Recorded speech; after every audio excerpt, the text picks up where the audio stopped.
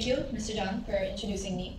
While we find ourselves here today to celebrate the proclamation of the United Nations Day, I consider myself as a privileged girl, as I arrived here directly from school, and will return to my school right after this event. However, unlike me, thousands of girls around the world do not have the privilege to attend and go to their school today, and especially in the eastern coast of the Mediterranean Sea. They are facing a humanitarian crisis of epic proportions, one that should enrage the conscience of the world leaders present here today and the global citizens watching this call to action speech on social media. Dear ladies and gentlemen, this ongoing confrontation has taken a devastating toll on innocent women, children, and families. And let me be more precise and particular. This is not the time to assign the blame to one side or the other. Rather, this is the time to recognize the immense sufferings that this protracted conflict has inflicted upon those civilians who neither initiated it nor ignited it. We are witnessing a severely dense population living in a small, open-air prison for decades with restrictions on their freedom of movement, access to food, clean water, and even life-saving medical supplies. The scars left on them by multiple encounters since World War II are not just physical, but emotional and psychological as well.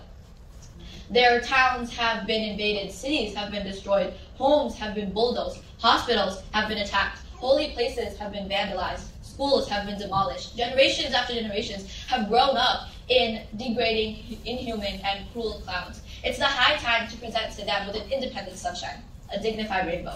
Having Her Excellency Ms. Pauline Hillary from the United Nations High Commission for Refugees present here today, I want to remind ourselves that we must not overlook these people who are refugees to their own homeland. We must not forget these people who have been subjected to constant airstrikes, even on schools and hospitals, living in apprehension for their own lives and lives of their loved ones.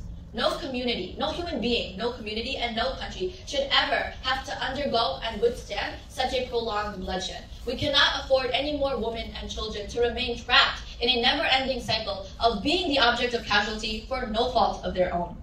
These people need freedom. They deserve an independent state. Their children should neither have the nightmares of bombing in their sleep, nor should they wake up from their sleep due to the whistles of fighter jets. They need to learn how to live their life free from the horrors of conflict and the terrors of combat. Dear leaders and pioneers, before I end my speech today, let me be clear to you one more time. Resentment, retaliation, and retribution will not resolve this crisis. Instead, what we need is a passionate commitment to bring the two sides to the negotiating table and to provide humanitarian aid to those in need. It's our collective responsibility to demand an immediate ceasefire, a dialogue that will promote lasting peace and the reconstruction of this shattered land. Let us channel our animosity, antipathy, and aversion into a constructive action for future peace and security. Let us demand accountability for those who perpetuate the Universal Declaration of Human Rights. Let's extend a hand of compassion and empathy to those innocent victims. Recognition from the United Nations as an independent country can only bring sustainable peace and enduring happiness to the inhabitants of this particular land. Global citizens and world leaders must all come together towards establishing an independent state so that the people of this land can live their lives with the ultimate theme of today's event: equality, freedom, and justice. So my call to action today is very simple. Say yes to love and peace, and say no to war and hate. Wasn't that amazing? What I picked from Fatiha was that final call to action, right?